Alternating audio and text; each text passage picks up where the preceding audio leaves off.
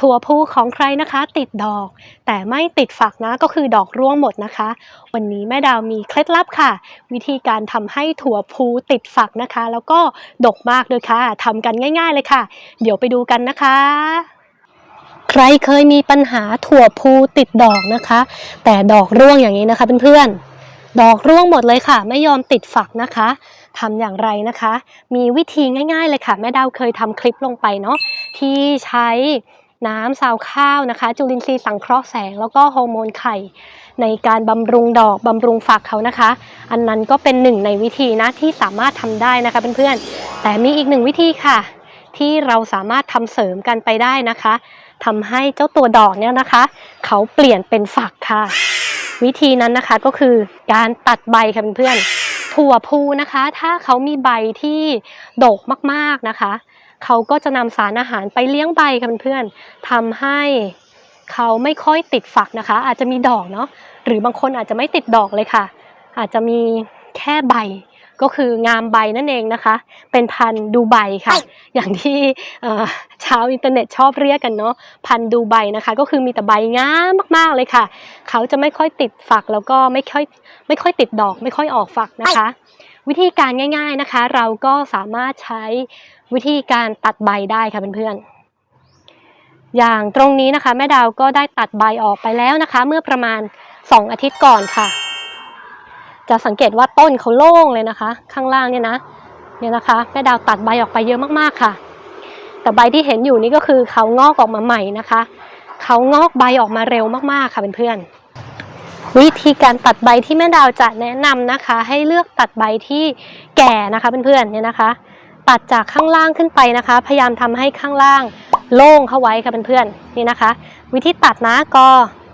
หยิบใบออกมาดีๆนะคะแล้วก็หาที่โคนเขานะตัดให้สุดโคนเลยค่ะระวังตัดผิดนะคะจะไปตัดต้นเขานะคะแม่ดาวตัดผิดมาต้นนึงแล้วค่ะ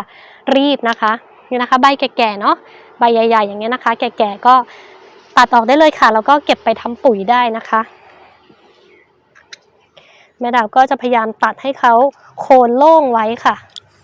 ต้นข้างล่างโล่งๆไว้นะคะนี่นะคะเพราะตัดไปเพียง2 อาทิตย์นะคะถ้าเขาได้รับสารอาหารที่พอเหมาะเนาะเขาก็จะ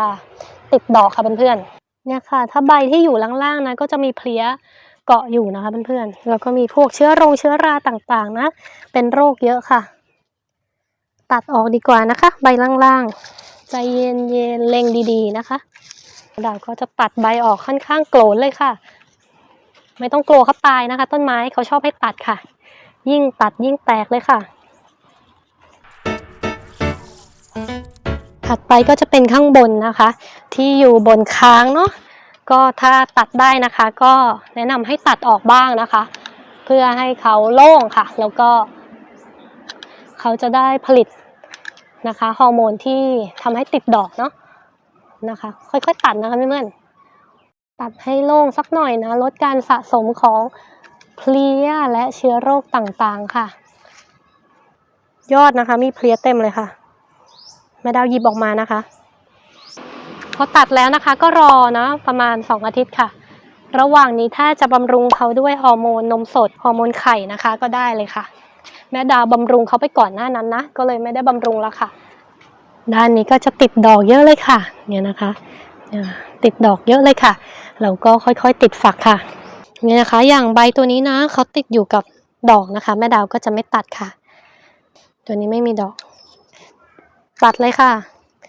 นะตัวนี้ใบตัวนี้มีดอกค่ะนี่นะคะแม่ดาวก็จะไม่ตัดค่ะให้เขาผลิตอาหารเลี้ยงดอกนะคะโอ้นี่ค่ะมีเพลี้ยอีกแล้วค่ะเพื่อนๆตัดเลยตัดมาให้เพื่อนๆดูนะเพลี้ยเนี่ยนะคะเพลี้ยเยอะมากๆค่ะเก็บไม่หวัดไม่ไหวนะตัวดำๆเนี่ยค่ะง่ายๆค่ะวิธีการตัดใบนะปลูกพืชนะคะต้องตัดค่ะตัดแต่งนะคะทำให้เขาเจริญเติบโตได้ดีค่ะถ้าใบเขาเยอะเกินไปก็ไม่ดีนะคะพอเราตัดใบเข้าไปเท่านั้นนะคะเพียงประมาณ2 อาทิตย์ค่ะเขาก็จะออกดอกสะพรั่งเลยนะคะแล้วก็ออกฝักค่ะเพื่อนๆสังเกตว่าฝักติดเยอะมากๆเลยค่ะก็ไม่ยากเลยใช่ไหมคะวิธีที่จะทำให้ถั่วพูติดดอกแล้วก็ติดฝักค่ะ เพื่อนๆลองนำไปทำดูนะคะ แล้วได้ผลเป็นอย่างไรมาเล่าสู่กันฟังบ้างค่ะ เดี๋ยววันนี้แม่ดาวลาไปก่อนนะคะ ไว้พบกันใหม่ในคลิปหน้า สวัสดีค่ะ